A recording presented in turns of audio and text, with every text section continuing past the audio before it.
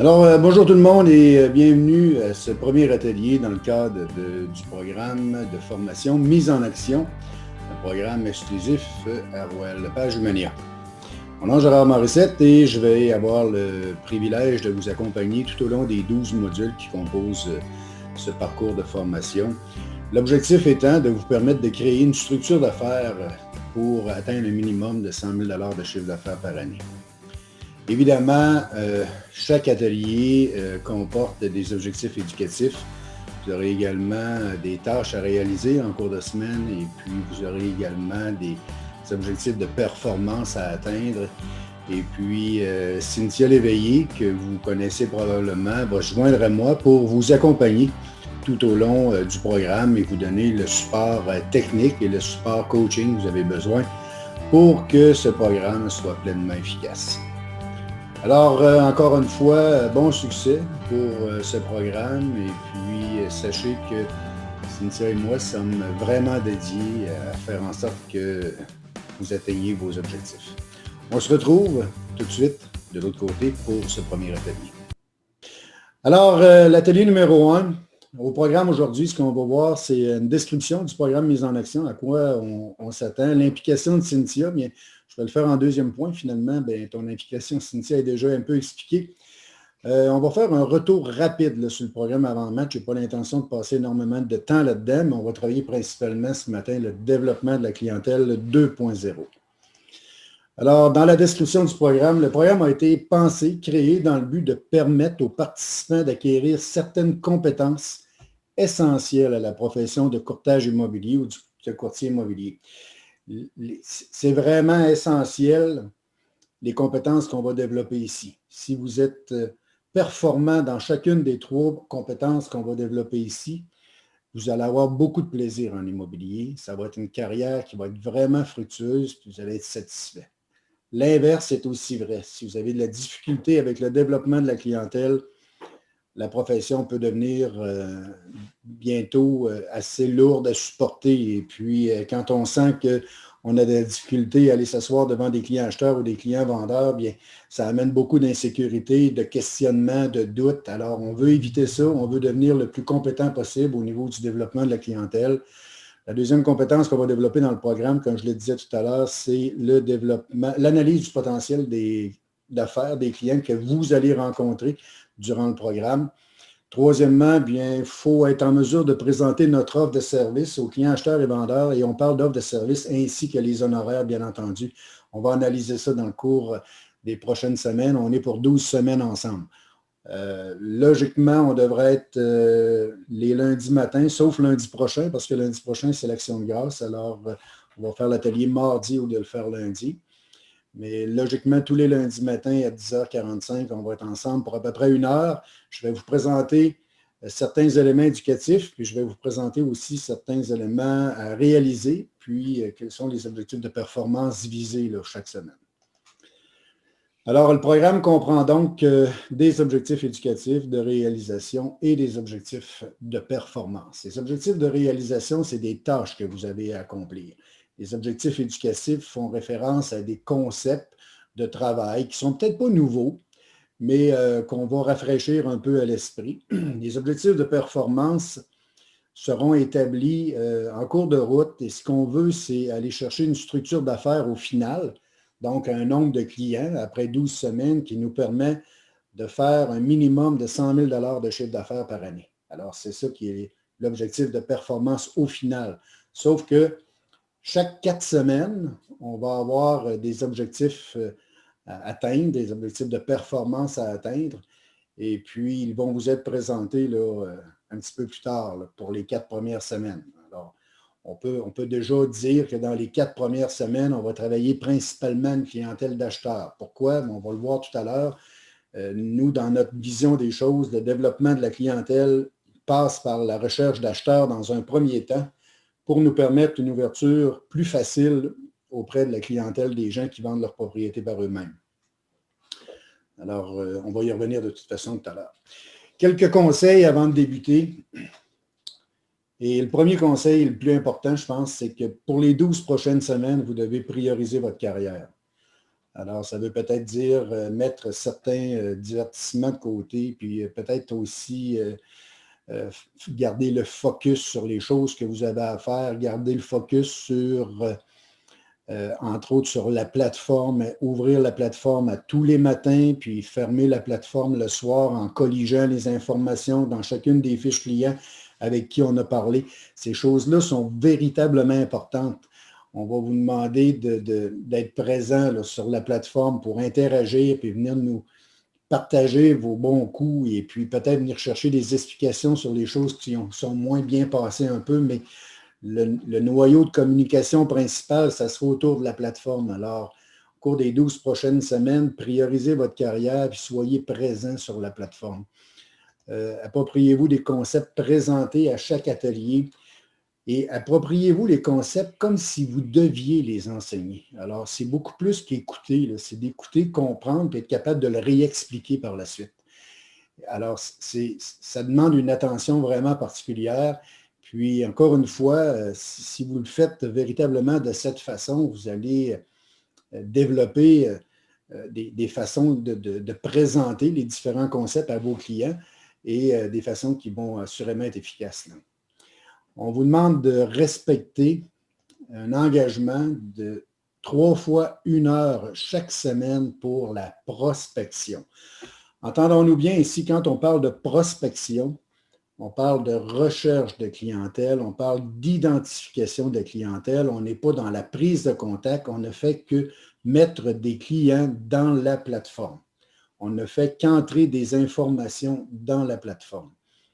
Et il faut, on va le voir tout à l'heure, maintenir un certain nombre de clients potentiels en continu. Alors, il faut réserver des plages horaires chaque semaine pour maintenir ce nombre de clients potentiels en continu. Et puis, si on ne le fait pas, évidemment, après un certain temps, on n'aura plus de clients potentiels. Il va falloir recommencer la roue. Alors, on veut développer ici un modèle d'affaires et c'est important de respecter cet engagement-là. Si vous le faites pendant les 12 prochaines semaines, c'est assuré que vous allez avoir développé un réflexe. Et puis, un réflexe, un modèle d'affaires qui va vous servir tout au long de votre carrière. Si vous le faites vraiment, on ne demande pas, là, c'est pas exagéré, là, on demande 3 fois 1 heure pour la recherche de clients potentiels. On demande aussi 3 fois entre 1 heure et 2 heures. Ça peut être 1 heure au début, mais éventuellement, ça va devenir 2 heures. On ne se cachera pas que si vous êtes en contact avec des gens et que vous maintenez un niveau de dossier ouvert au stade où on vous le demande, vous allez avoir à planifier les contacts avec les clients. Quand on parle de prise de contact, il y a le contact initial, puis il y a la prise de contact tout au long du développement de la relation, puis jusqu'à l'obtention du rendez-vous. Ça veut dire qu'il y a certains clients avec qui vous allez entrer en contact 4, 5, 6 fois avant d'avoir un rendez-vous. Et puis, c'est la particularité aujourd'hui du développement de la clientèle. Et c'est fini le temps où on a comme objectif de prendre le téléphone, d'appeler un client puis d'obtenir un rendez-vous immédiatement. Ce n'est pas le bon objectif. Le premier objectif à faire quand on contacte un client pour la première fois, c'est d'ouvrir une relation. Par la suite, on développe la relation jusqu'à l'obtention du rendez-vous. Parfois, il y a des relations qui vont se développer plus vite que d'autres, évidemment, mais il faut maintenir le contact avec ces gens-là avec qui on est en relation. Donc, 1 heure à 2 heures, 3 fois dans la semaine, ça va devenir la norme. Jusqu'à présent, là, vous avez 9 heures là, qui vous est demandé pour le développement de votre clientèle. C'est sûr que c'est possible là, de faire ça, là, 9 heures. Il faut que ça le soit possible. Si vous n'avez pas 9 heures à mettre en disponibilité là, pour le développement de votre clientèle, bien, ça va être difficile parce que si vous n'avez pas 9 heures pour ça, comment vous allez faire pour aller rencontrer les clients qui vont vouloir vous rencontrer par la suite? Ça va prendre des heures supplémentaires. Là. On ne se limite pas juste à 3 fois 1 à 2 heures par semaine, puis 3 fois 1 heure pour la prospection. Ces 2 plages qui vous sont demandées là, ces 2 types de plages qui vous sont demandées là, c'est pour développer de la clientèle. Donc, éventuellement, vous allez avoir des rendez-vous avec des clients qu'il va falloir placer dans l'agenda quelque part. Ça fait que vous voyez que ça devient... c'est un programme qui est assez exigeant, puis l'idée, c'est de mettre votre carrière en mouvement. Alors, évidemment, on vous demande des choses là, qui sont assez importantes. Tout de suite, en début de programme, vous avez là, des réalisations à faire et qui vont être assez impliquantes, là. Alors, il faut prendre conscience de ça. On vous demande d'ouvrir la plateforme chaque matin, puis présenter dans le flux d'activité vos réalisations. S'il y en a, bien entendu, vous n'êtes pas obligé d'écrire juste parce que je vous demande d'écrire, mais si vous avez vécu quelque chose de la fun, puis ça a bien été, et puis vous pouvez le partager sur la plateforme, c'est motivant, les gens vont liker ce que vous allez mettre comme commentaire, et puis vous pouvez aussi poser des questions. J'ai vécu ça hier, ça a mal été par rapport à tel élément, comment je peux arriver à modifier ma façon de faire pour que ça réagisse différemment. Bien, sur la plateforme, c'est l'endroit où on peut échanger, puis on peut aller chercher une foule d'informations. C'est important d'être présent sur la plateforme. N'hésitez pas à faire appel à notre aide, là, à Cynthia ou moi, là, au besoin, en n'importe quel temps. On est là véritablement là, pour faire en sorte que ce programme soit vraiment à la hauteur de vos attentes. Alors, voici pour la description du programme. Dans un deuxième temps, on voulait faire un petit retour là, sur l'accès. Excusez-moi. Je voulais faire un retour sur le programme avant-match.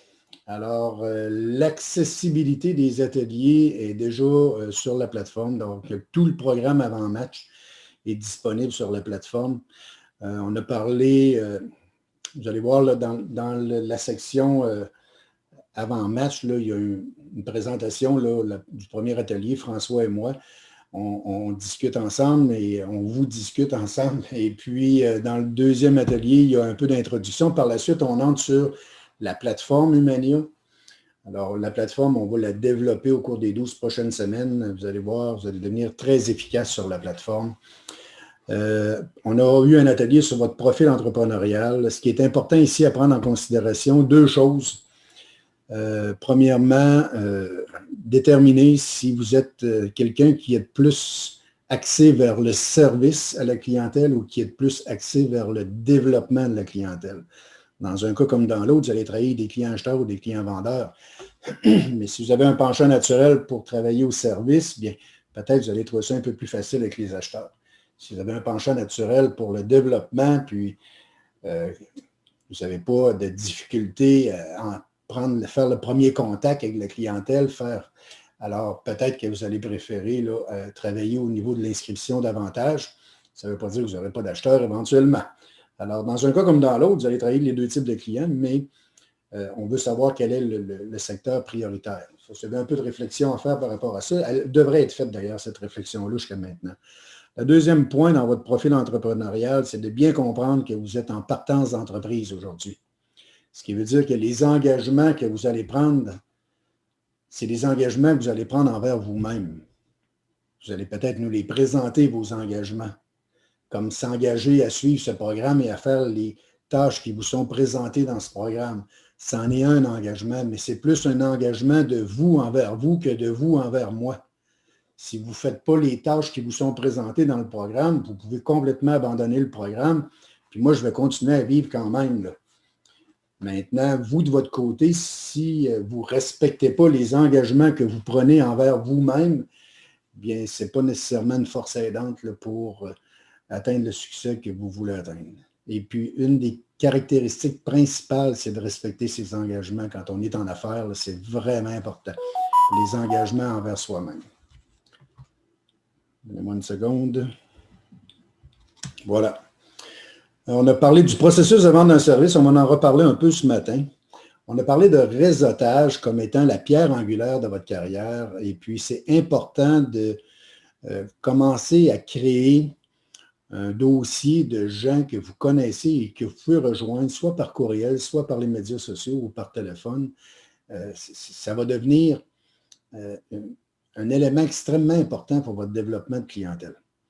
Et puis, on sait que certains courtiers, après 5, 6 ans, 7 ans de travail, vont aller chercher 50, 60, 70% de leur chiffre d'affaires strictement par le référencement qui provient de leur réseau. Alors, le réseautage, c'est un élément extrêmement important, le développement du réseau également. On va le faire en cours de route davantage, mais on en avait parlé lors du programme avant-match, puis je vous proposais peut-être de créer un dossier, du moins un moyen pour pouvoir entrer facilement en communication avec les gens que vous connaissez.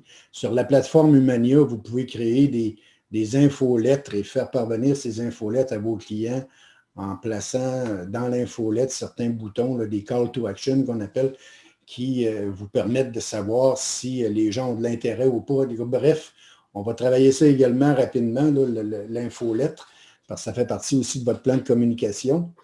Mais pour faire parvenir l'infolette par courriel, par exemple, bien, ça prend une base de données, ça prend un certain réseau. Alors, si vous avez déjà ce réseau-là dans une autre base de données, bien, vous pouvez l'exporter, puis on pourra l'importer ensemble. Je pourrais vous donner un coup de main pour que vous puissiez l'importer dans la plateforme sous l'onglet Contact. On le verra tout à l'heure. On a parlé de développement clientèle 2.0. On va en parler tout au long du programme. Alors, on ne s'attendra pas trop longtemps ici. On a parlé également de marketing de contenu. Alors, le marketing de contenu, comme vous l'aurez compris, c'est une introduction au marketing de contenu qu'on a fait dans cet atelier, dans le cadre du programme Avant-Match. On comprend qu'aujourd'hui, on veut développer notre entreprise par un apport d'information. Et c'est différent de ce que c'était il y a 10, 12, 15 ans. 10, 12, 15 ans, les entreprises devaient se baser, puis même il y a 20 ans et plus, là, les entreprises devaient se baser sur une force de vente pour faire la promotion de leurs produits ou de leurs services. Et puis, c'est l'entreprise qui allait auprès du consommateur fournir l'information. J'ai travaillé 15 ans dans les services financiers, puis on était engagé par des entreprises qui s'occupaient de vendre des services financiers pour aller présenter aux consommateurs les produits qu'ils avaient à offrir. Aujourd'hui, ça ne fonctionne plus de même, c'est l'inverse. C'est le consommateur qui va vers l'entreprise ou qui va vers le produit dont il a besoin. C'est pour ça que le marketing de contenu prend toute son importance.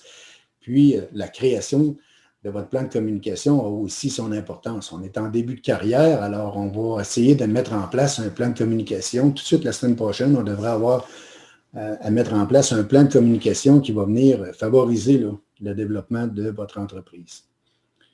Alors, bougez pas, j'ai un message, je vais aller voir à quoi ça correspond. Je vais y aller dans pas grand temps.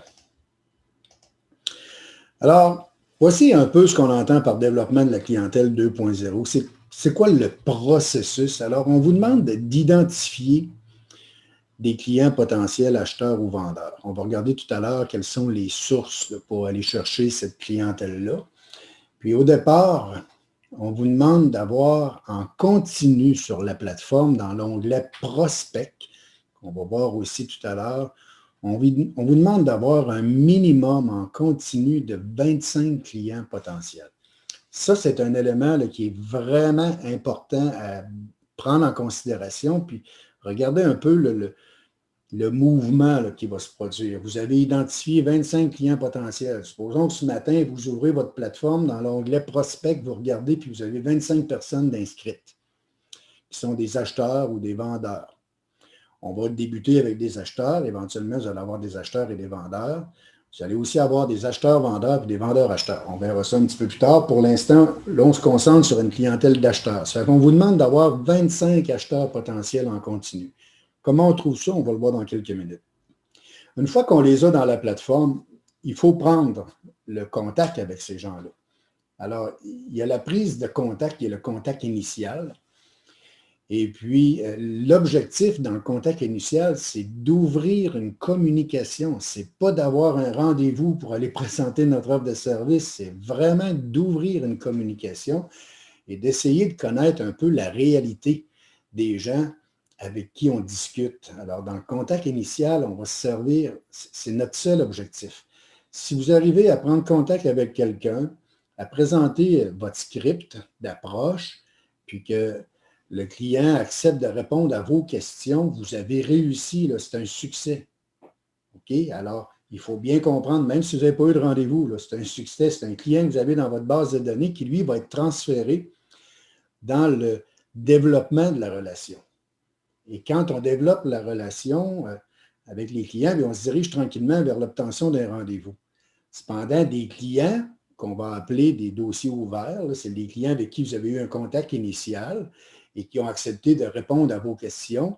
On appelle ça un dossier ouvert. Bien, des dossiers ouverts, vous devez en avoir 12 en continu. C'est un minimum de 12 en continu. Pourquoi 12?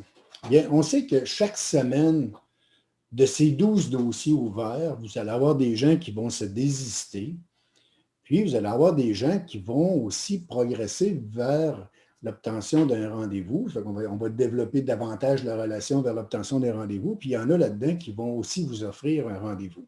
L'objectif, puis l'expertise qui est développée autour de 12 dossiers ouverts en continu, c'est qu'on est capable d'aller chercher facilement 1 à 2 rendez-vous par semaine auprès de ces 12 personnes avec qui on a des dossiers ouverts.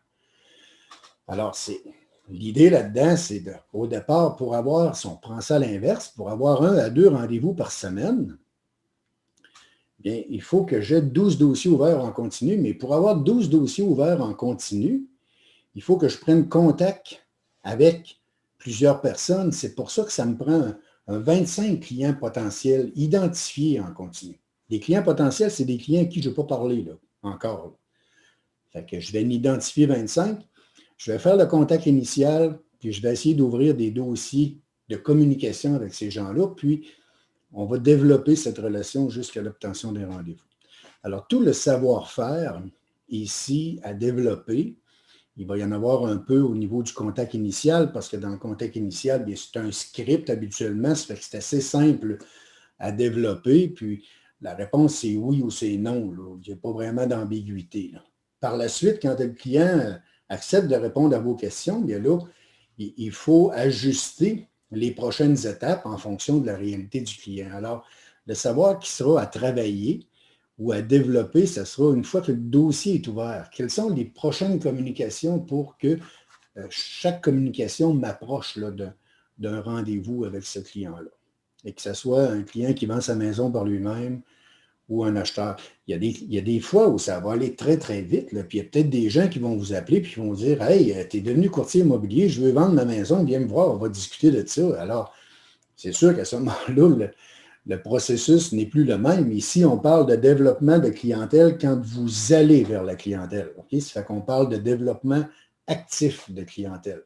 Quand les gens viennent vous voir, c'est du gravy, c'est des cadeaux du ciel quand les gens vous appellent pour que vous alliez les rencontrer pour discuter de leur projet immobilier. En début de carrière, les gens ne vous voient pas encore comme un courtier immobilier, alors vous allez devoir faire ce travail actif là, pour aller vers la clientèle. Éventuellement, vous allez sûrement avoir des références ou des gens qui vont communiquer avec vous directement.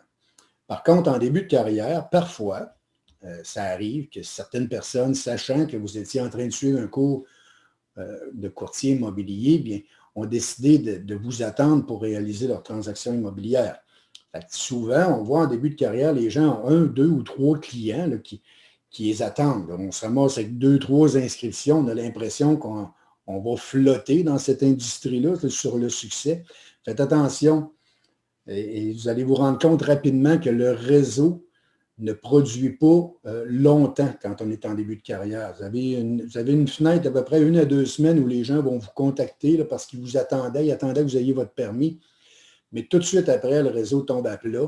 Et puis, il faut remonter le réseau, il faut développer chez ces gens-là le réflexe de penser à vous quand il est question d'immobilier. Puis, il faut que vous développiez également votre notoriété dans le réseau. Puis on dit que ça prend entre 8 mois et 1 an, entre 8 et 12 mois pour développer cette notoriété et le réflexe chez les gens de penser à vous quand il est question d'immobilier.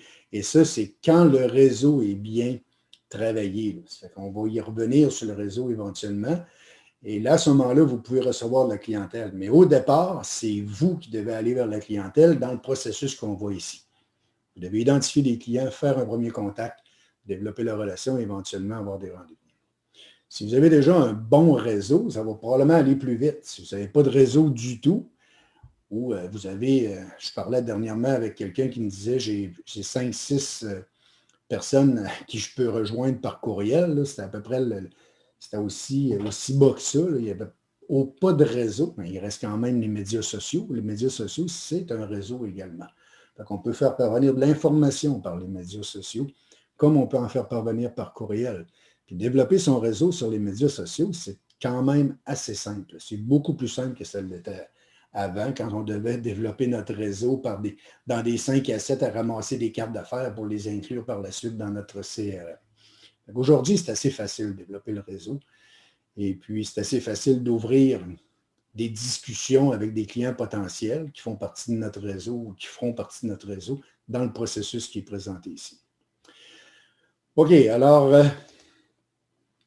je vous présente cette diapo, peut-être que vous l'avez déjà vue, mais vous savez, au départ, si on recule, lors du démarrage de l'industrie du courtage immobilier, là, ça fait plusieurs années, l'idée là-dedans était d'approcher des gens qui vendaient leur propriété par eux-mêmes avec une pancarte rouge en avant de la maison. C'était souvent ça à l'époque.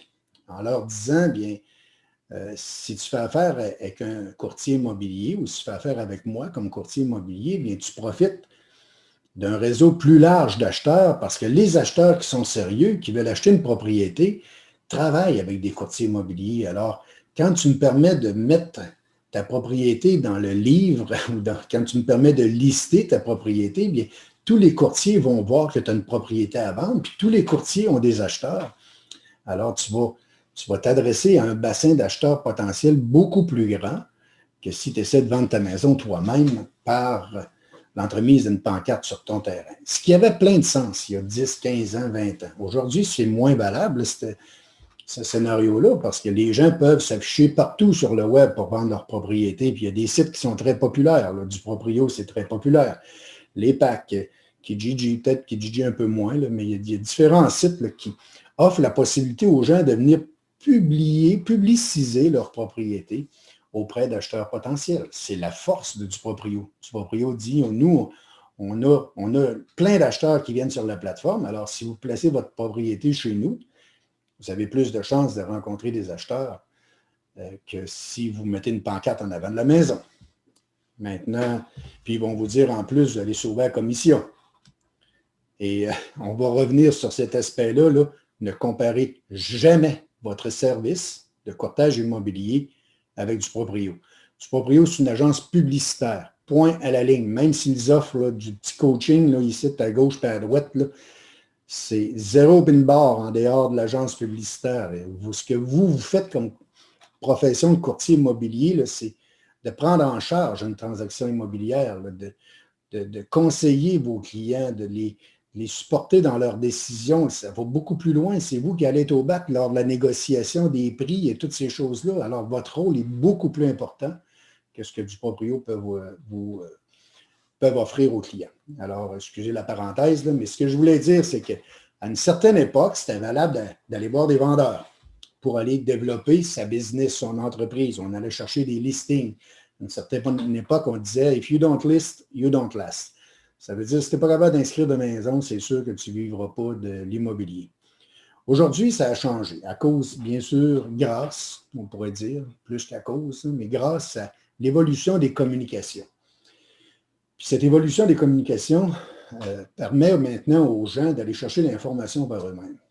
Alors, aujourd'hui, on se dit, les vendeurs, ce qu'ils cherchent, a priori, c'est un acheteur. Ils ne cherchent pas un courtier immobilier. Quand ils ont mis leur maison à vendre par eux-mêmes sur du Proprio, ce n'est pas des gens qui sont à la recherche d'un courtier immobilier pour la vente de leur propriété.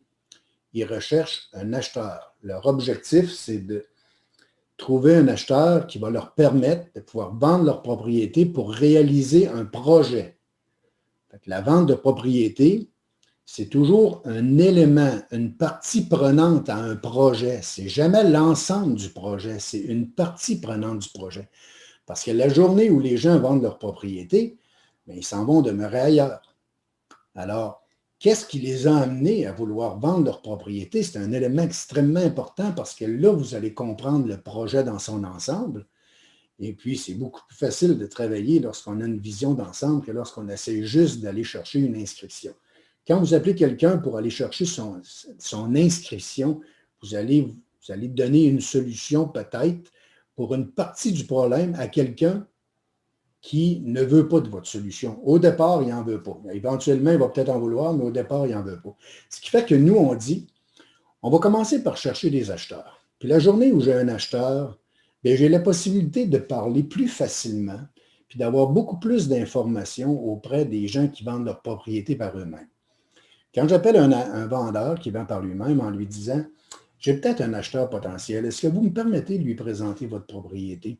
Je vais lui présenter sur papier dans un premier temps. J'ai besoin d'informations complémentaires. C'est pour ça que je vous appelle. Puis si ça fait l'affaire de mon client, je vais vous revenir. Vous allez voir que les gens vont vous dire oui. Vous allez voir que les gens vont être beaucoup plus ouverts à vous écouter que si vous les appelez en disant, je sais que vous vendez votre maison par vous-même, mais j'aimerais quand même vous présenter mes services. Je travaille depuis longtemps dans le coin, je connais toutes les propriétés, puis j'ai souvent des acheteurs. Vous savez, ce genre de discours-là résonne encore auprès de certains consommateurs, mais le discours à partir d'un acheteur résonne encore plus. Quand vous appelez en disant que vous avez peut-être un acheteur potentiel, il y a vraiment une ouverture, une écoute beaucoup plus intéressante.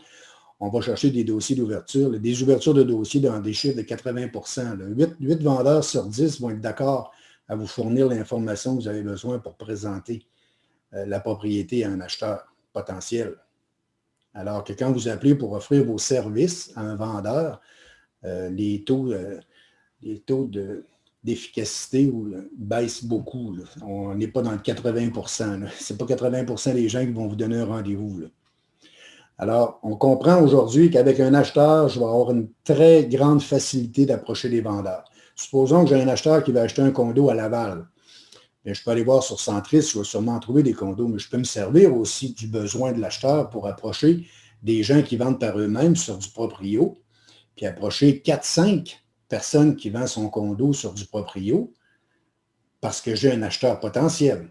Bien sûr, si j'approche 4-5 personnes, bien, mon acheteur, au meilleur, il va en acheter une, mais je suis quand même en contact avec 4-5 personnes à qui je vais devoir faire un retour éventuellement en disant votre propriété n'a pas été retenue. Maintenant, comme je connais le projet, bien, je peux me positionner auprès de ce client-là par la suite, dès l'instant où mon acheteur n'a plus d'intérêt. Vous voyez un peu la dynamique.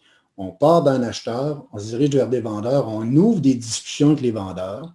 Éventuellement, on va trouver un vendeur qui veut acheter. Alors, on va peut-être retrouver un acheteur en communiquant avec le vendeur. Ça se pourrait qu'on parle avec un vendeur qui dise, moi, ça ne fonctionne pas la vente de ma propriété sur du proprio et qui vous autorise à aller le rencontrer pour voir comment vous pourriez l'aider à vendre sa propriété. Alors, il n'y a pas de risque à partir d'un acheteur d'appeler un vendeur. Il y a plein de solutions qui peuvent se produire. Puis comme disait ma grand-mère, le taux de mortalité est très faible quand on appelle un vendeur à partir d'un acheteur. Alors, le vendeur va vous emmener un acheteur, les acheteurs vont vous emmener des vendeurs et on est dans un mode de développement cyclique aujourd'hui. Alors qu'il y a 20 ans, on allait chercher des inscriptions, de temps à autre, il y avait des acheteurs qui appelaient directement, qu'on accompagnait vers l'achat d'une autre propriété. Là, mais bien souvent, les gens qui avaient du succès à l'inscription ne s'occupaient même pas des acheteurs il y a 20-25 ans. Aujourd'hui, c'est la clientèle qu'on recherche, en priori. Mais après ça, on s'en va vers les vendeurs. Alors maintenant, les acheteurs, qui sont-ils? Les acheteurs qu'on va travailler au cours des prochaines semaines, il y a deux types d'acheteurs. Il y a les acheteurs d'une première résidence. Alors, le persona, c'est quelles sont les caractéristiques autour d'un acheteur de première résidence. Bien, habituellement, il habite en appartement, puis il est sur le marché du travail depuis au moins 2 ans, avec un emploi assez solide, puis il affiche une certaine stabilité. Fait que les institutions financières, si il n'est pas sur le marché du travail depuis 2 ans, puis que c'est quelqu'un d'instable, on a de la difficulté là, à trouver une façon de financer le projet. Mais habituellement, là, quand on a quelqu'un qui correspond à ces critères-là, on n'est pas loin d'avoir un acheteur potentiel d'une première résidence. Et puis, il habite en appartement, mais encore là, excusez, je n'ai pas cliqué sur la bonne affaire. Ici, voilà. Bon. Il habite en appartement, mais il habite dans un appartement là, quand même là, avec un coût de loyer là, qui est quand même assez intéressant, assez élevé. L'exemple que je pourrais vous donner, c'est ici à Québec, par exemple, quelqu'un qui loue un condo va payer entre 1 000 et 1 200 $. Il y a beaucoup de condos à louer ici dans la région de Québec. Il y en a beaucoup en location plutôt. Il n'y en a pas beaucoup à louer. Là. C'est même rare les condos à louer. Mais il y en a beaucoup en location. Alors, ces gens-là qui payent déjà 1 1200 $ pour louer un condo auraient tout avantage à être propriétaire parce qu'avec 1 1200 $, si tu achètes un condo de 200 000, tu fais 7-8 000 par année. Là. Tu mets 7-8 000 dans tes poches par année. Alors, vous allez pouvoir déterminer ça et puis mieux le comprendre lorsque vous écouterez la capsule sur les avantages à devenir propriétaire que vous allez pouvoir retrouver sur la plateforme et que je vais vous montrer dans quelques minutes. Alors, la première clientèle, c'est les acheteurs d'une première résidence. Bien sûr, si vous êtes de mon âge, moi j'ai 60 ans, je n'ai pas beaucoup d'acheteurs de première résidence dans mon réseau. J'ai plutôt des vendeurs de dernière résidence. Mais je connais des gens qui ont des enfants qui sont probablement des acheteurs de première résidence. Alors, je pourrais facilement m'adresser à ces enfants-là quand même. Ce n'est pas parce que j'ai 60 ans que je ne suis pas en mesure d'accompagner un acheteur de première résidence. Alors, il faut faire un effort de recherche et puis aller plus loin que la première réflexion en disant « Ah, je connais personne qui sont des acheteurs d'une première résidence. » Ce n'est pas vrai. Tout le monde connaît. Et je vous mets au défi, si on travaillait ensemble quelques heures, je suis convaincu qu'on est en mesure d'identifier une dizaine d'acheteurs de première résidence facilement. Peut-être pas dans votre réseau avec vos courriels ou sur votre cellulaire, mais si vous allez sur les médias sociaux, puis vous allez voir les réseaux des gens qui sont sur les médias sociaux avec qui vous êtes amis, bien, vous allez trouver plusieurs acheteurs de première résidence facilement. Je vais vous donner un exemple. Mon fils a 35 ans et puis il est ami avec 2800 personnes. Alors, ses amis, là, c'est ouvert. Là, si je veux voir qui est ami avec lui, là, je peux y arriver facilement. C'est sûr que dans son réseau à lui, je vais en trouver une multitude d'acheteurs de première résidence. Alors, voilà, là, c'est facile de trouver des acheteurs de première résidence. On n'est pas certain qu'on va aller chez le notaire avec chaque personne qu'on va identifier, là. Mais c'est sûr et certain que si je communique avec 10, 12, 15 personnes, ça ne se peut pas qu'éventuellement quelqu'un ne soit pas justement dans le processus d'acheter une propriété ou ça ne se peut pas que personne soit intéressé par les informations qui sont véhiculées. Vous allez avoir des retours définitifs de ça, c'est sûr à 100%. Après ça, l'autre type de clientèle qu'on va travailler, c'est les acheteurs déjà propriétaires. Les acheteurs déjà propriétaires, ce sont les AVPP, donc les gens qui vendent leur maison par eux-mêmes, qui actuellement vendent dans le but d'acheter autre chose. Alors, on pense que, parce qu'on avait fait une petite étude il y a de ça quelques années, ça fait que j'imagine que c'est encore les mêmes pourcentages aujourd'hui, mais 80% des gens à l'époque vendaient dans le but d'acheter autre chose dans le même territoire. L'autre 20% vendaient sans avoir un projet de rachat ou vendaient, mais avec un projet de rachat dans un autre territoire. Mais il reste quand même que 8 sur 10 vendaient dans le but d'acheter autre chose. Ça vaut peut-être la peine de développer ce secteur-là. Maintenant, à quel endroit est-ce qu'on trouve les acheteurs de première résidence et les acheteurs déjà propriétaires? Bien, on a deux sources. Comme vous aurez pu l'imaginer, vous avez votre réseau. Alors, les gens, encore une fois, vous pouvez rejoindre par courriel, par téléphone, sur les médias sociaux. Ce sont les gens qui font partie de votre réseau. Il y a une première recherche à faire dans le réseau. Puis, on va aussi aller dans le marché ferme géographique. Dans le marché ferme géographique, c'est le territoire où vous avez l'intention de travailler. Alors, dans le territoire où vous avez l'intention de travailler, allez voir sur du proprio combien il y a de propriétés à vendre ou allez voir sur les PAC également. Vous allez peut-être retrouver les mêmes propriétés aux deux endroits de temps à autre, là, mais les gens qui sont là, dites-vous qu'à 80%, ces gens-là rachètent. Alors, l'idée, ce serait de contacter ces gens-là en disant, vous vendez votre maison par vous-même, je respecte votre décision. Si toutefois, j'avais un acheteur intéressé par votre propriété, est-ce que vous me permettez de lui présenter? Comme je n'ai pas d'acheteur encore, bien, je vais prendre un scénario semblable. Et si le client dit oui, bien, à ce moment-là, je vais aller plus loin dans mes questions. Je vais demander depuis combien de temps vous êtes propriétaire. Puis les informations complémentaires que j'ai besoin d'avoir, c'est est-ce que vous avez fait des rénovations au cours des 5 dernières années? Est-ce qu'il y a des rénovations que vous prévoyez, des rénovations importantes à faire au cours des 3 prochaines années, parce que ça va avoir un impact important sur mon acheteur? Après ça, si c'est un condo, bien, est-ce que le condo permet la location ou est-ce que la copropriété permet la location? Après ça, éventuellement, vous allez demander, parce que là, vous êtes en discussion avec la personne, éventuellement, vous allez demander qu'est-ce qui vous amène à vendre votre propriété. Et là, vous allez entrer dans le projet. Si le client vous décrit son projet, vous avez une relation qui est déjà bien partie et qui est déjà assez solide. Le client vous fait confiance suffisamment pour vous décrire son projet.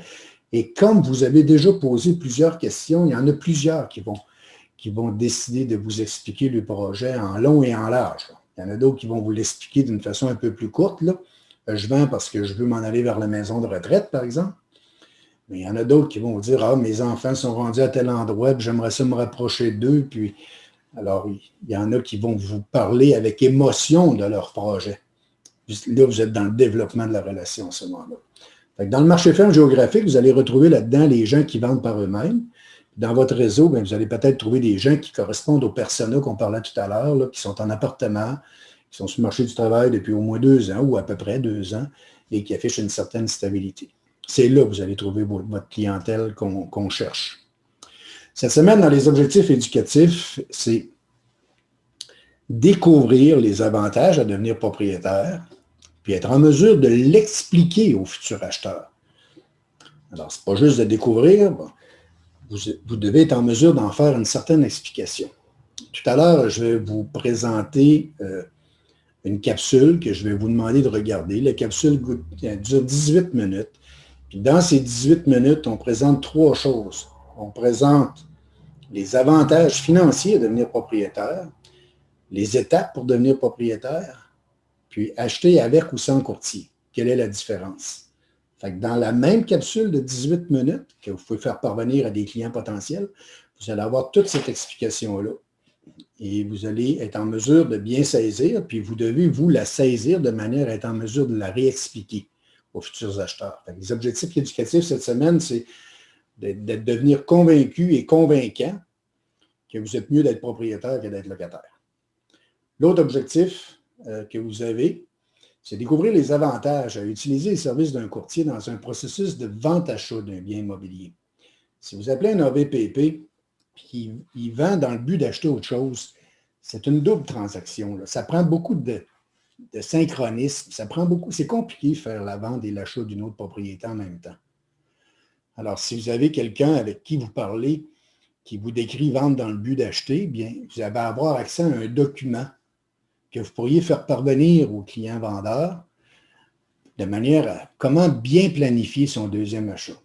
Vous aurez compris que dans le document, on relève les points où c'est difficile, puis on suggère de prendre les services d'un courtier immobilier, du moins pour l'achat du deuxième bien, étant donné que dans la majeure partie des cas, il n'y a pas de frais rattachés au service de courtage immobilier quand j'achète un bien immobilier. Dans la majeure partie des cas, 80% des propriétés au Québec sont vendues par des courtiers immobiliers. Ça veut dire que la personne, il y a 8 chances sur 10 qu'elle achète un bien immobilier déjà vendu par un courtier immobilier. Alors, vous, comme courtier accompagnateur de l'acheteur, vous êtes déjà rémunéré par la rétribution prévue dans le contrat de vente. Alors, dans la majeure partie des cas, il n'y a pas de frais. Fait que, ça va, on va essayer de développer ça ensemble pour arriver à être capable d'aller s'asseoir et de représenter ces gens-là dans l'achat de leur futur bien. Puis si vous trouvez leur futur bien et qu'ils sont intéressés par un autre bien, éventuellement, ils vont dire, écoute, avec plutôt de la vente de ma maison, il faut qu'on vende ça rapidement. On ne veut pas perdre l'achat de l'autre bien. Fait que vous voyez, l'approche à partir d'un acheteur a sa place là, vraiment beaucoup. Vous allez devoir développer vos propres scripts d'approche, mais on vous en présente quelques-uns tout à l'heure sur la plateforme. Alors, les objectifs de réalisation cette semaine, c'est identifier 25 acheteurs d'une première résidence ou déjà propriétaires dans la plateforme. Et c'est vous qui choisissez. Si vous prenez juste des gens qui vendent leur maison par eux-mêmes, bien, vous allez avoir un contact initial à faire avec quelqu'un qui a décidé de transiger lui-même. Là. Ça fait que souvent, c'est un petit peu moins efficace, mais vous allez réussir quand même. Là. Je ne suis pas en train de dire que c'est trop difficile. Là. C'est très facile. Vous allez voir, il n'y a rien de compliqué à contacter un AVPP. Fait que si vous décidez de prendre 25 AVPP dans votre secteur, c'est votre choix. Mais faites quand même un effort d'identifier les acheteurs d'une première résidence pour leur faire parvenir de la documentation puis comprendre le principe du marketing de contenu puis de l'ouverture d'une discussion par l'envoi d'informations. Si vous avez déjà quelques acheteurs de première résidence, c'est facile de faire parvenir un courriel avec un document en disant « Prends connaissance du document, ça présente les avantages d'être propriétaire. Je te rappelle dans 2 semaines ou dans une semaine ou dans 5 jours pour avoir ton opinion sur le sujet. Et de cette façon, je viens d'ouvrir une discussion avec quelqu'un qui a un potentiel d'acheter une propriété.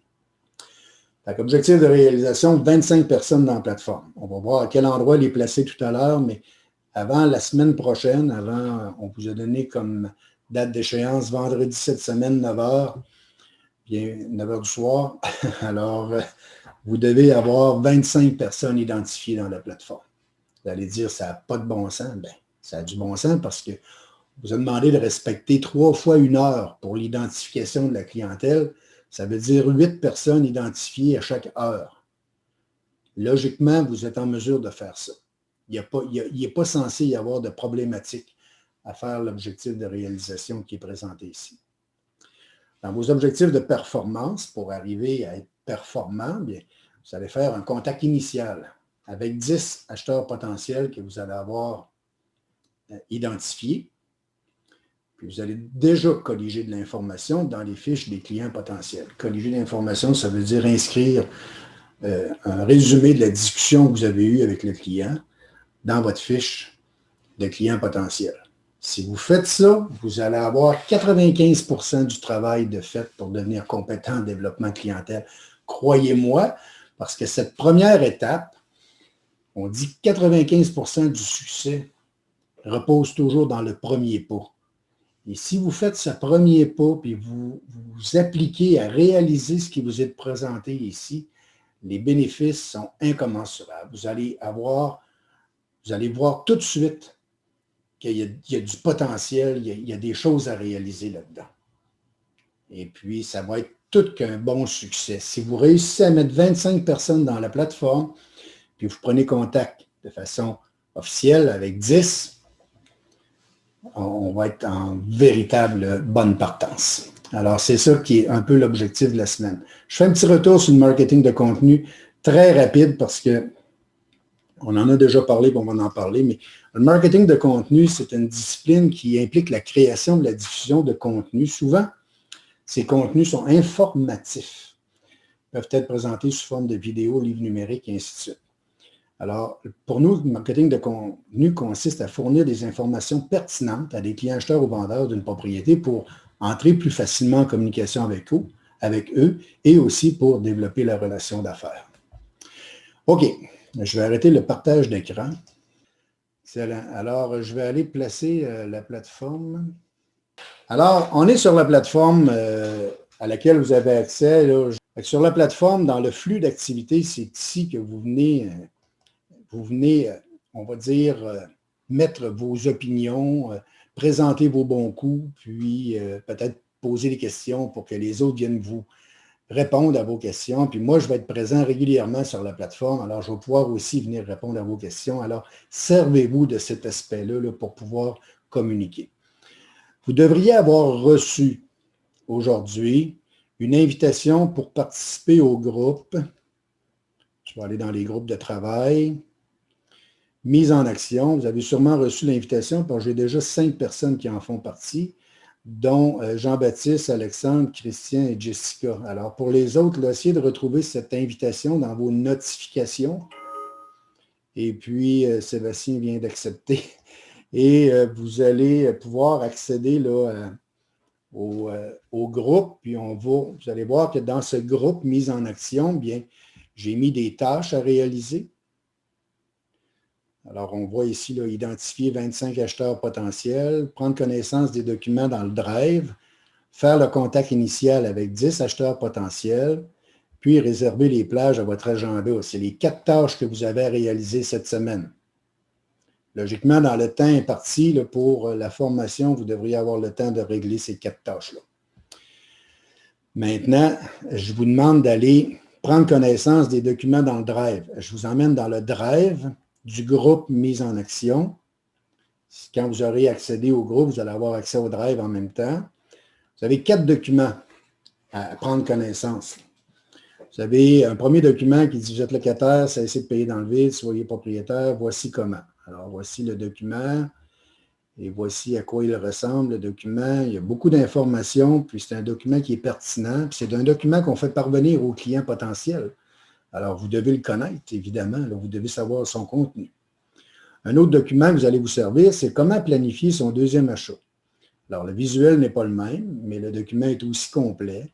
Et puis, à l'intérieur de ça, bien, on voit, là, il y a acheter ou vendre un bien, acheter et vendre, ou bien vendre et acheter. Et concernant l'hypothèque, l'achat de votre future propriété en étape, la vente de votre propriété actuelle en étape, la coordination du projet avec ou sans courtier. Fait que le contenu est pertinent quand vous parlez à quelqu'un qui vend sa maison par lui-même dans le but d'acheter une autre propriété. Si vous avez dans votre entourage des gens qui ont un peu plus d'expérience, on va dire des gens un peu plus âgés, et qui ont des propriétés sur lesquelles ils ont peut-être de l'équité ou qui ont peut-être des sous en banque à l'heure actuelle. On sait que ça ne rapporte rien en banque, puis l'équité, ça rapporte toujours 0 bin bar. Ça ne donne aucun rendement, l'équité. Alors, investir dans un condo locatif, c'est probablement une bonne idée. Et puis, vous irez voir le contenu du document, ça va peut-être vous donner des idées. C'est peut-être un type de clientèle que vous allez aimer vouloir travailler. Si vous avez des questions sur un ou l'autre des documents, vous pouvez me revenir. Et puis, logiquement, les documents ont été vérifiés, puis il ne devrait pas y avoir d'erreur à l'intérieur. Je ne sais pas, là, j'ai des conversations. Là. J'ai des questions. On va y revenir dans quelques minutes. Vous avez aussi un document, devenir propriétaire, une idée brillante. C'est un MP4, donc c'est un document, ça l'est, la petite vidéo. Là. Alors, logiquement, il se peut avoir du son. Je l'ai arrêté. Quand vous allez quand vous allez l'écouter, vous allez avoir le son qui vient avec. Là, ça débute. Puis, ça présente les avantages à devenir propriétaire, les avantages financiers, les étapes pour devenir propriétaire, puis acheter avec ou sans courtier. Vous avez à bien saisir ce document-là, puis bien saisir la manière de calculer les choses pour être capable de l'expliquer éventuellement à des clients qui sont en appartement, des gens qui sont en appartement, pour les inciter à devenir propriétaires. Jen Worth a fait une étude en disant que 40% des gens qui sont locataires à l'heure actuelle sont en mesure d'acheter une propriété maintenant, là, aujourd'hui. Alors, ça vaut la peine là, de faire le travail, là, de bien s'imprégner de ce qui est mentionné à l'intérieur de ces documents-ci. Maintenant, pour votre objectif de la semaine, vous allez dans le CRM. CRM qui veut dire Customer Relationship Management. Puis pour chaque prospect que vous allez entrer, vous l'entrez dans l'onglet Prospect. N'entrez-les pas dans Transaction ni dans Contact, là, vous entrez ça dans l'onglet Prospect.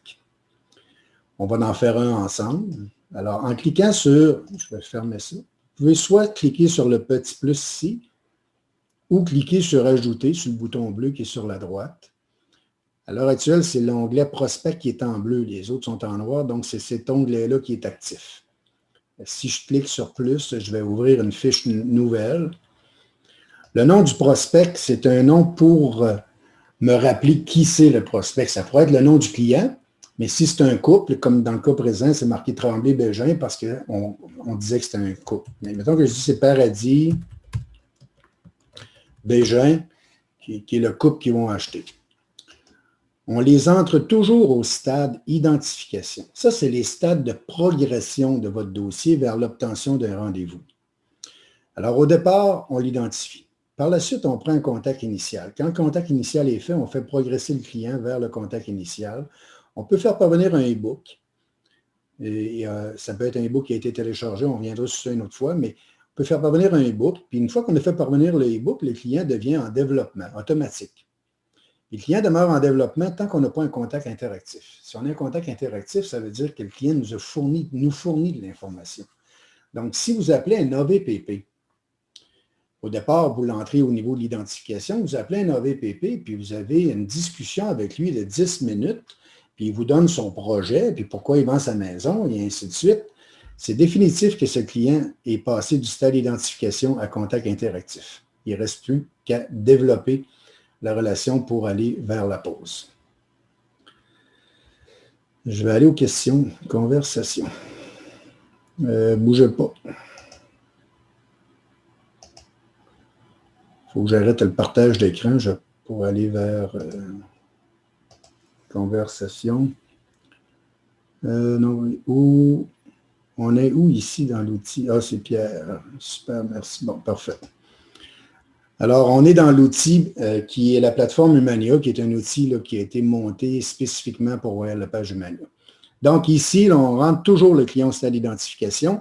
Puis, dépendamment de la discussion qu'on aura avec ou de l'action qu'on posera avec ce client, bien, on va le faire progresser vers un ou l'autre des secteurs ici. On va le voir tout à l'heure comment on fait pour faire progresser.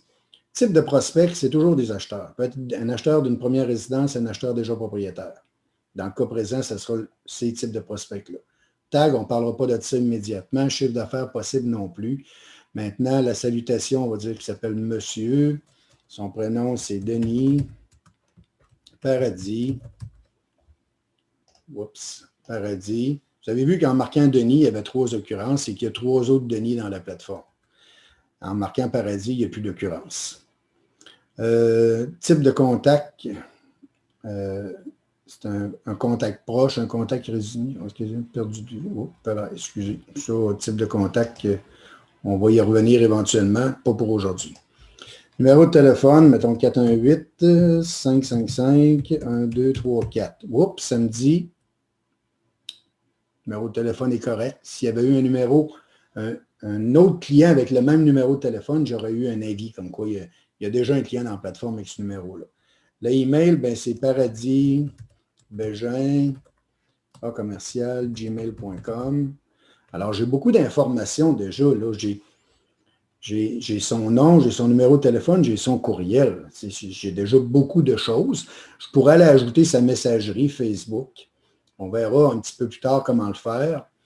Et puis, si c'est un AVPP, bien, je pourrais marquer son numéro du proprio, le numéro de sa fiche. Si c'est un client centriste qui devient... par exemple, expiré au cours du mois et que je veux contacter, je pourrais marquer son numéro centriste. Pour l'instant, on laisse ça tel quel. Comment est-ce qu'on approche le client? C'est une approche active, parce que c'est vous qui allez vers le client, mais il y a plein de choses. On pourrait faire du courriel entrant, de la publicité. On verra ça éventuellement. Pour l'instant, c'est toujours une approche active. Et puis, ce n'est pas accessible à tous. Donc, c'est juste vos clients à vous que vous allez voir. Vous ne verrez pas les clients de tout le monde.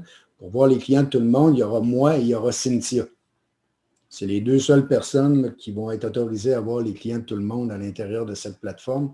Et c'est pour des fins de coaching ou des fins d'aide. Moi, je n'ai pas de permis, puis Cynthia non plus, ça fait qu'on n'a pas d'intérêt à avoir les noms de vos clients, autre que pour vous donner un coup de main.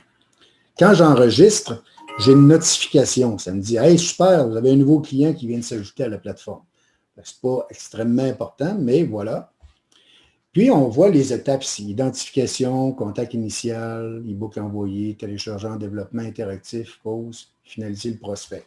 Quand on finalise le prospect, c'est parce qu'on a un rendez-vous ou bien donc le client dit « Moi, je ne veux plus être contacté. » Il y a juste 2 solutions possibles.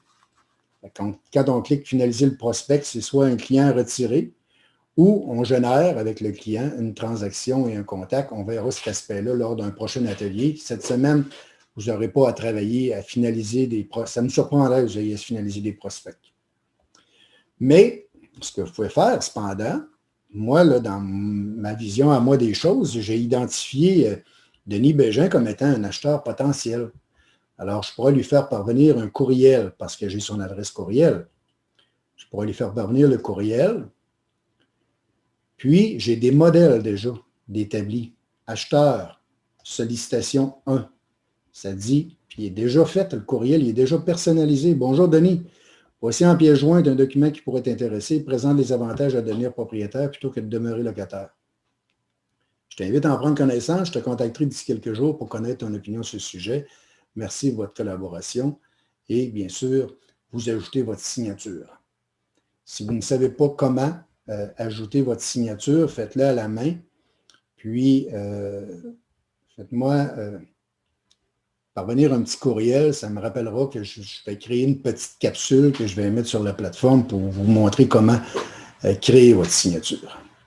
Et le document est déjà attaché. Là. Vous êtes locataire, cessez de payer dans le vide, soyez propriétaire, voici comment, il est déjà dans le document. Fait que si je clique sur envoyer ici, c'est ce que je vais faire d'ailleurs, envoyer. Si ça existe, paradisbégin@gmail.com, ils m'appelleront. Je vais leur dire pourquoi j'ai envoyé ça. Vous voyez dans la fiche de gauche les informations du client. Du côté droit, on voit le travail qui est fait avec le client. Alors, j'ai envoyé un courriel, puis il est au stade envoyé en jaune parce qu'il n'a pas été lu encore. Quand le client va ouvrir le courriel, on va voir que c'est marqué lu ici. Puis, je viendrai, bien sûr, je dis, je vais t'appeler dans quelques jours. Alors, il faut que je vienne céduler un appel. On va dire que je l'appelle dans 3 jours. Je l'appelle à 11h50. Puis je demande d'infos sur le e-book. Tiens, on va dire que c'est déjà là pour moi dans mon cas parce que je l'avais déjà écrit. Puis je vais enregistrer. Alors, on voit en jaune, ce qui est prévu, c'est que je dois l'appeler le 8 octobre à midi moins 10 pour lui parler du e-book, demander son opinion sur le e-book. Fait que j'ai fait parvenir un document, j'ai ouvert une discussion avec un client potentiel. C'est fantastique. Je pourrais prendre le même texte, puis aller sur Facebook, par exemple, aller dans mes amis. On va voir les amis ici à quelque part. Là. Photo, amis. Tiens, on va aller dans les amis. Vous allez voir que j'ai plusieurs courtiers comme amis. Puis, supposons que, tiens, je vais prendre Brigitte Bolduc. Je clique sur sa fiche ou je peux y envoyer un message directement. Alors, j'envoie un message à Brigitte. Puis, je vais cliquer sur le plus ici. Puis, je vais pouvoir joindre un fichier. Alors, je pourrais faire le même texte. Allô, Brigitte, je t'envoie un document, prends connaissance, je te reviens dans quelques jours pour avoir ton opinion, puis on joint le document. Fait que, à ce moment-là, ce que je ferais, c'est que dans la plateforme, je viendrai inscrire dans les commentaires ici, parce que votre Facebook n'est pas encore connecté sur la plateforme, je viendrai inscrire dans les commentaires e-book envoyé par Messenger. Le 5 octobre à midi. Quand vous cliquez sur envoyer, ça n'envoie pas ça au client, ça l'envoie dans votre fiche de communication. Vous allez voir, vous avez vu, le message a descendu directement dans ce que vous avez fait avec le client aujourd'hui. Puis, vous avez un appel sortant déjà prévu. On va aller voir ça si c'est bien le cas. L'appel sortant est le 8 octobre. Fait que je m'en vais dans mon calendrier. Puis, on va regarder si le 8 octobre, j'ai-tu le bon calendrier? Première affaire de tout. J'ai un nouveau message. Je vais voir le site. Plan de com. Là, le rendez-vous, il est ici. Là. On le voit, là, demande d'infos sur... Si je clique dessus, ça va me dire demande d'infos sur le e-book. Puis si je demande de l'ouvrir, bien, ça m'ouvre mon rendez-vous que j'ai pris pour appeler le client.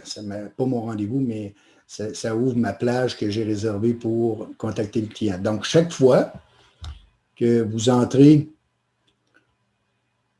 je vais aller dans ma fiche, Paradis Bégin, vous voyez, là, j'ai un contact à faire. Là.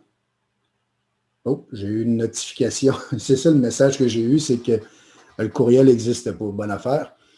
Et puis, dans la fiche Paradis Bégin,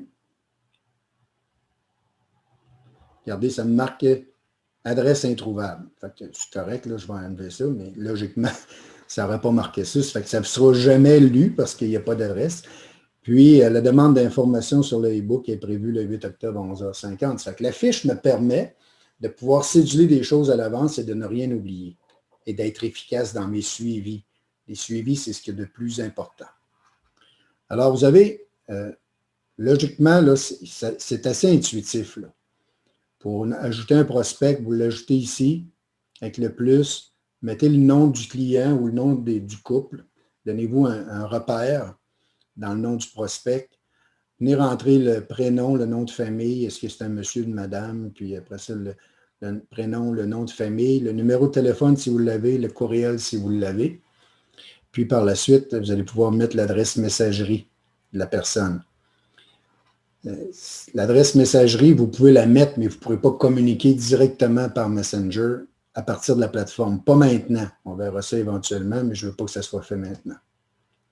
Quelle est la différence entre l'onglet Prospect et l'onglet Contact? Alors, c'est une très bonne question. Merci. Au départ, le client est prospect. Quand on a développé notre relation avec le client, on va finaliser, quand on a un rendez-vous, on finalise le client prospect. On va générer avec le client une transaction et un contact. C'est toujours comme ça. Retenez ça, c'est transaction-contact qu'on génère. Et une fois que j'ai marqué que je voulais générer une transaction ou un contact, la plateforme me demande, est-ce que ça va dans le pipeline vendeur ou dans le pipeline acheteur? Dans le cas présent, c'est un client acheteur. Ça fait que je vais le mettre dans pipeline acheteur, puis je vais enregistrer. De ce fait, mon client, il est passé dans l'onglet Transactions. Les gens qui sont dans l'onglet Transactions sont des gens avec qui j'ai eu un rendez-vous. Si je n'ai pas de rendez-vous encore avec le client, il est dans l'onglet Prospect. Dès l'instant où j'ai un rendez-vous qui est planifié, le client s'en va dans l'onglet Transactions. On doit le transférer manuellement. Ça ne se transfère pas automatiquement. Vous devez faire les étapes que je viens de faire. Si ça vous arrive, vous m'appellerez puis je vous indiquerai comment le faire. Voilà. Maintenant, l'onglet Contact, pour répondre à la question de M. Pierrard, l'onglet Contact, c'est les gens que vous connaissez, les gens que vous pouvez rejoindre par courriel, par exemple, ou par téléphone, et que vous voudriez voir dans la plateforme. Alors, puis ce pas des gens avec qui vous êtes en relation d'affaires, ce ne sont pas dans le cadre d'une transaction immobilière, ce sont vos réseaux de connaissances, par exemple. On va les placer dans Contact. L'avantage d'avoir des gens dans la plateforme, au niveau de l'onglet Contact, c'est qu'on peut faire ce qu'on appelle de l'infolettre. Alors, on va aller plus bas ici, puis on va aller chercher le marketing CRM. Ça, on va voir ça la semaine prochaine. Dans le marketing CRM, on peut faire parvenir un courriel de masse. On crée une campagne marketing. Puis, ça travaille super bien, là. Vous allez voir, ça, c'est convertir un prospect. C'est une campagne que j'ai créée pour le fun, là. Mais regardez comme ici, j'ai envoyé un courriel à 18 personnes. Là, ça va bien aller le 4 mai. J'ai 47 qui l'ont vu. J'en ai 5,9 qui ont cliqué sur le lien qu'il y avait dans le courriel et ainsi de suite. J'ai des statistiques qui sont valables. Et puis, si je clique sur cette campagne-ci, bien, ici, je peux venir dire à qui je vais envoyer ce courriel-là. Et là, à ce moment-là, je vais pouvoir venir sélectionner les gens qui sont dans ma base de données contact et je vais faire un envoi d'infolettes que je vais bâtir moi-même avec différents... On va en bâtir la semaine prochaine des onglets, des campagnes. Marketing. Bon, ceci dit, j'ai aussi un onglet qui s'appelle Base de connaissances. Vous, ce que vous allez voir dans Base de connaissances, c'est seulement que cet onglet-ci, là, Académie Royale Lepage Humania. Quand vous cliquez, vous arrivez sur une page semblable. Puis à l'intérieur de ça, vous avez un petit mot du président, vous avez la page d'accueil, une introduction et une présentation. Alors, une équipe dynamique, voici vos équipes de direction. Je vous présente c'est qui Mon Performance ici. Alors, je vous ai mis une petite vidéo. Devenir un courtier performant, c'est de l'information. Vous avez un onglet sur les outils technologiques et je vais vous cliquer sur Développer et vous allez avoir un sous-menu. Alors, vous avez on vous présente la plateforme Humania. Ici, on va développer encore. On présente l'ergonomie, mais d'autres tutoriels vont venir s'ajouter ici.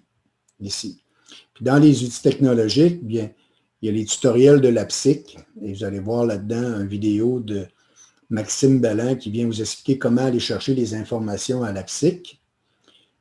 Et encore dans vos outils technologiques, vous avez d'autres tutoriels qui, eux, pour ces autres tutoriels, vous y avez accès dans la plateforme Royale Lepage Humania, dans le Drive d'entreprise, dans Académie, dans Tutoriel.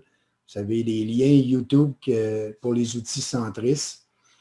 Et puis, c'est des documents que Cynthia a mis à votre disposition. Alors, vous avez une foule de liens à l'intérieur de ça là, qui permettent là, de bien travailler. Regardez l'ensemble des documents là, que vous pouvez aller visionner. Donc, à chaque fois que vous allez avoir un client, une inscription à faire ou un contrat de courtage achat à rentrer, il y a plusieurs éléments comme la signature électronique, toutes ces choses-là. Vous avez plein de tutoriels là, à cet effet-là. Je reviens sur la base de connaissances. Et puis, si je descends plus bas, ici, nos programmes de formation. Vous avez là-dedans le programme avant-match. Alors, vous avez l'atelier d'ouverture, introduction au programme avant-match, la plateforme Humania, tout à plus l'ergonomie. L'atelier numéro 2, créer votre profil entrepreneurial. Numéro 3, le processus de vente d'un service. Numéro 4, le réseautage. 5, le développement de la clientèle. 6, le marketing de contenu et votre plan de communication. Alors, voici ce que je voulais vous présenter aujourd'hui. Il est midi, j'ai pris tout votre temps. Je devais me prendre 1 heure, j'ai dépassé, désolé. J'ai peut-être parlé un peu trop. Et puis, c'est maintenant à votre tour de jouer. Et j'espère que vous allez accepter la mission qui vous est confiée ici, on va dire comme dans une certaine émission. J'espère que vous allez accepter le projet, qu'on travaille ensemble pendant 12 semaines, Cynthia, moi et vous, pour qu'on arrive après 12 semaines à avoir une structure d'affaires qui va vous assurer de faire un minimum de 100 000 dans les prochains 12 mois. Alors, c'est important. Puis en plus, ici, vous allez développer un modèle d'affaires, donc une façon de vous comporter en affaires et vous allez développer de bons réflexes également. En terminant, bien, vous avez tous mon adresse courriel. Vous pouvez me faire parvenir des courriels. Vous pouvez me faire parvenir des textos également. Vous pouvez me contacter par téléphone si ça vous tente. Le téléphone, cependant, si je ne suis pas disponible, bien, laissez un message. Habituellement, chaque jour, je viens indiquer là, quand je retourne mes appels. C'est souvent en fin d'avant-midi ou en fin d'après-midi. Mais je vous recontacte et puis on va faire le suivi ensemble là, pour les prochaines semaines. Je vais arrêter le partage d'écran. On va revenir sur la plateforme. J'ai plein de... Cynthia Denis, merci Gérard, Alexandre Tremblay. Il y a une différence entre l'onglet prospect et l'onglet contact. Let's go, super Jessica, c'est bon. Et puis, je vais vous demander en quittant, tout de suite en quittant, allez sur la plateforme, puis tout de suite en haut, là, dans le flux d'activité, logiquement, vous devriez atterrir sur le flux d'activité. Venez inscrire un peu un commentaire en rapport avec ce premier atelier. Et puis, ça va déjà mettre la table, puis vous allez déjà avoir une étape de fait. Ce n'était pas dans vos objectifs de réalisation de la semaine, mais ça serait vraiment intéressant de voir ça à l'intérieur de la plateforme. Merci d'avoir été là. J'espère avoir du plaisir ensemble, puis je vous souhaite une super de belle semaine. Je ne suis pas plus loin que le cellulaire si toutefois vous avez besoin d'aide. Cynthia, bien, on se reparle très prochainement pour la suite des choses. Merci. Bye bye. Salut, à la prochaine. Ça a été le fun d'être avec vous autres ce matin. Bye.